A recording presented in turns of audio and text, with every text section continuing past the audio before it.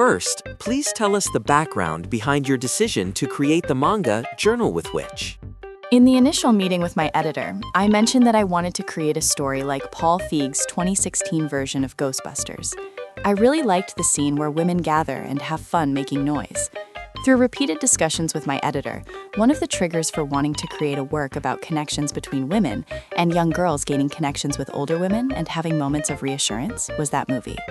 The story I was thinking of back then and what I am drawing now have completely different developments, but that work was the starting point. It's reassuring when an adult woman is an ally during your teenage years, isn't it? In your work, I think Makio is a character who supports the girls. How did you come up with her character? Makio was originally a character I thought of based on her visual appearance. At the time I was thinking about characters, I was watching the drama Agents of S.H.I.E.L.D. a lot, and I liked the face of the actor Ming-Na. I wanted to draw a woman with Sanpaku eyes. Makio is a grumpy woman with Sanpaku eyes. She doesn't give polite smiles, nor is she cute. In a way, I wanted to depict an ordinary woman, and I developed her character from the visual aspect. In addition to her grumpy visual, Makio is a woman whose words have strong power. How did you come up with the setting of her being a novelist? When I talked with an acquaintance who is a young girl's novelist, I was surprised that despite being such a young teenager, she seriously thought about her readers. I am not a very kind author to my readers in various ways, so it was a bit of a culture shock for me. That experience also made me reflect on myself. I was strongly impressed that her work, conscious of young readers living through sensitive moments, was in a way a noble job.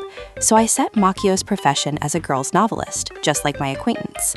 Also, in my manga Journal with Witch, I depict many scenes focusing on daily life, and among them, I wanted to properly portray a character who struggles to live well.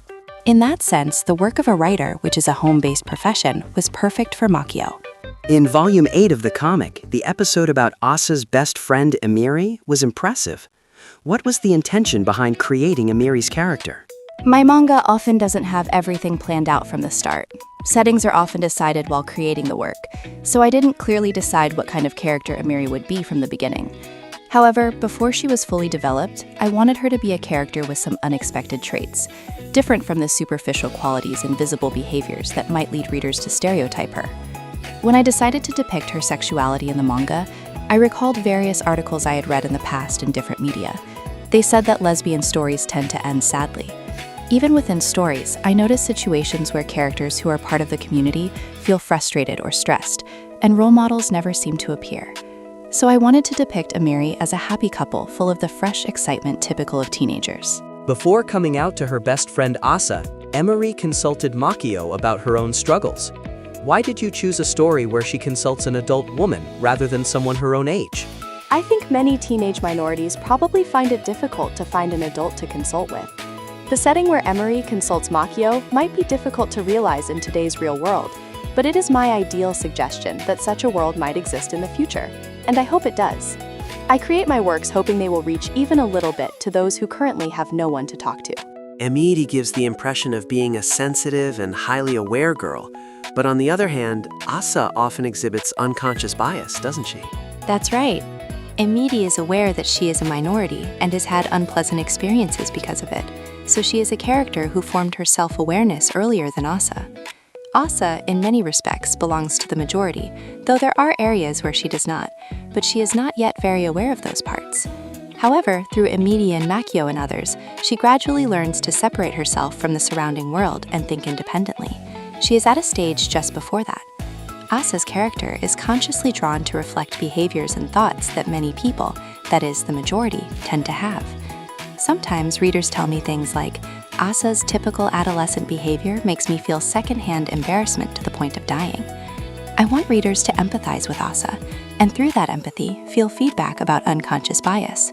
That feeling is embedded in her character. Despite that side of Asa, I feel she is also very honest and able to quickly correct her mistakes. She lacks initiative, for better or worse, so she is honest. But lacking initiative isn't necessarily a bad thing. For example, Makio has a very strong sense of self, or a strong ego, and as a result, she easily appears as an attractive female character to readers. But I'm sure everyone would think, if this woman were actually around me, I'd hate her, right? But if the timing is right, I hope my work conveys that opposite types like Asa and Makio can coexist happily. I think your work is a story of sisterhood that transcends generations. Is that something you consciously consider? I want to depict relationships not connected by names.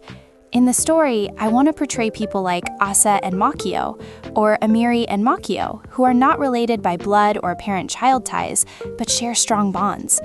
I believe there are new kinds of relationships to explore among people who are completely different, without fixating on names, forms, or commonalities. To put it more simply, it's about relationships that are not bound by the family system. If we remove labels, I hope the story as a whole can show readers that many different kinds of relationships are possible. Adults have the responsibility to protect children as adults, but at the same time, friendship can exist there. I am trying to express that through interactions between characters across generations. Your work touches on various issues such as gender, sexuality, and family values. What do you think is the significance of conveying these through manga? Also, how do you hope it will be received?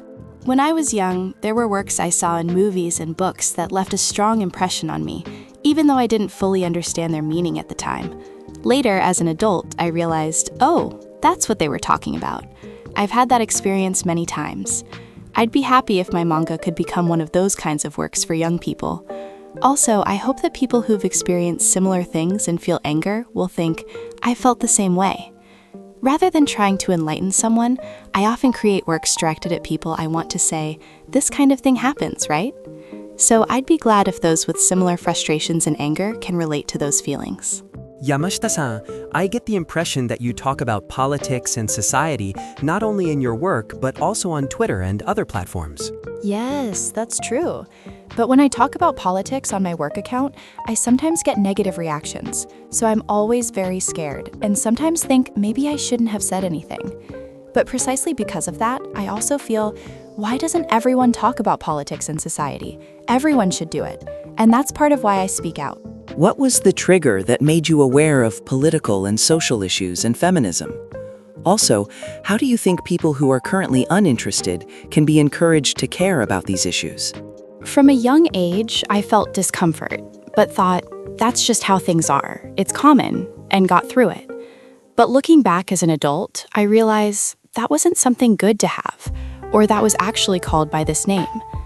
For example, when I learned the term moral harassment, I was shocked because it matched my past experiences so closely. But without knowledge and a name for it, I couldn't recognize it as such, or I accepted it thinking, it's my fault, it can't be helped. Or I might have even inflicted the same harm on others. I had experiences like that.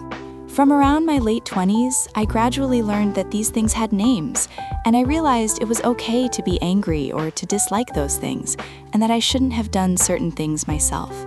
So there isn't a single clear trigger, but through gaining knowledge little by little, it became clear to me what I want and what I want to eliminate from society. Then I realized it's definitely better for me to call myself a feminist. I couldn't do that earlier, but I hope young people can get angry about unfair situations from a young age. Now that I'm in my 40s, I strongly want to create a foundation where young people can express their anger. We live our daily lives interacting with many others, and sometimes we get hurt or hurt others because of differences between us. When we break down these events, structural problems and socially constructed biases beyond individual issues often emerge. At such times, a work that simultaneously offers empathy, discovery, and reflection is Journal with Which. As manga artist Yamashita says, knowing the names given to phenomena, acquiring new knowledge, and sharing similar experiences can be a trigger to understand one's own inner self. We need training to develop the power to be rightly angry. The manga Journal with Which is still ongoing. How about starting to learn what you want and begin training your anger through this work?